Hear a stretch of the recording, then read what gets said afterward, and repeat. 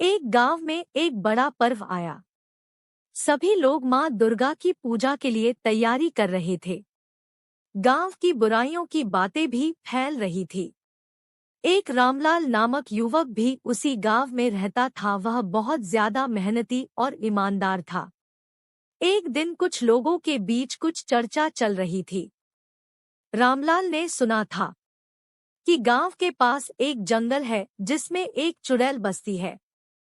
लोग कहते थे कि चुड़ैल रात में उत्तेजित होकर गांव के आसपास घूमती है और वह गांव वालों और बच्चों को बहुत ज्यादा परेशान करती है।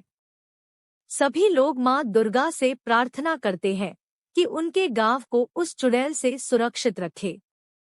और रामलाल भी मां दुर्गा का बहुत बड़ा भक्त था। वह दिन रात मां दुर्गा की पूजा करता था। यह देख मां दुर्गा बहुत ज्यादा प्रसन्न हो जाती है और रामलाल के सामने प्रकट होती है। रामलाल मां दुर्गा को देखकर बहुत ज्यादा खुश हो जाता है और मां दुर्गा की कृपा से उसे विशेष शक्तियों से युक्त एक त्रिशूल मिलता है। मां दुर्गा उससे कहती है, ये त्रिशूल तुम्हें अपने स्वार्थ लिए नहीं बल्कि गांव वालों की मदद के लिए इस्तेमाल करना होगा। रामलाल मां दुर्गा से कहता है कि हाँ मां दुर्गा, मैं इस त्रिशूल को अपने स्वार्थ के लिए कभी इस्तेमाल नहीं करूंगा। रामलाल के मुंह से ये बात सुन मां दुर्गा प्रसन्न होकर गायब हो जाती है। रामलाल को पता चला था कि उनके गांव को एक चुड़ैल परेशान कर रही है। तो रामलाल चुड़ैल की खोज में जंगल चला जाता है। वहां उसने देखा कि एक सुंदर सी देवी वहां बैठी दिखाई दी। रामलाल को लगा कि ये जरूर चुड़ैल है जो अपना रूप बदलकर यहाँ बैठी है। लेकिन रामलाल ने उस देवी से पूछा, तुम कौन हो और यहाँ क्या कर रही हो? लेकिन वह कोई जवाब नहीं देती। तो उसके बाद रामलाल उसे वही छोड़कर आगे बढ़ जाता है, लेकिन वह घूम फिर के वही आ जाता है। उसे पता चल जाता है कि यह एक चुड़ैल है और चुड़ैल को भी अंदाजा हो जाता है कि इसे उसकी चाल का पता लग गया है।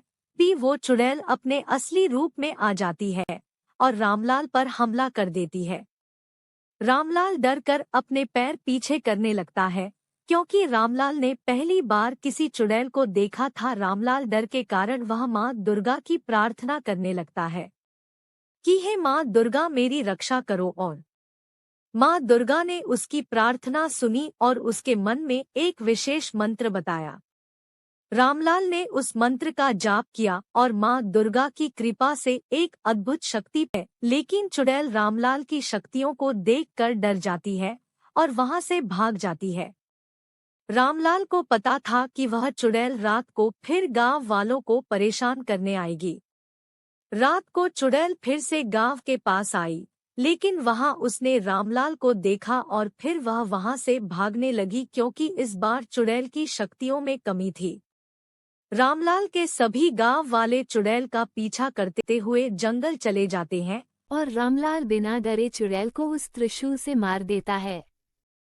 गांव वाले बहुत खुश हो जाते हैं और रामलाल का धन्यवाद करते हैं। इस कहानी से हमें यह सीखने को मिलता है कि शक्ति का सही उपयोग करना हमें अच्छाई की ओर ले जाता है और दुर्गा माता की कृपा हमेशा हमारे साथ है।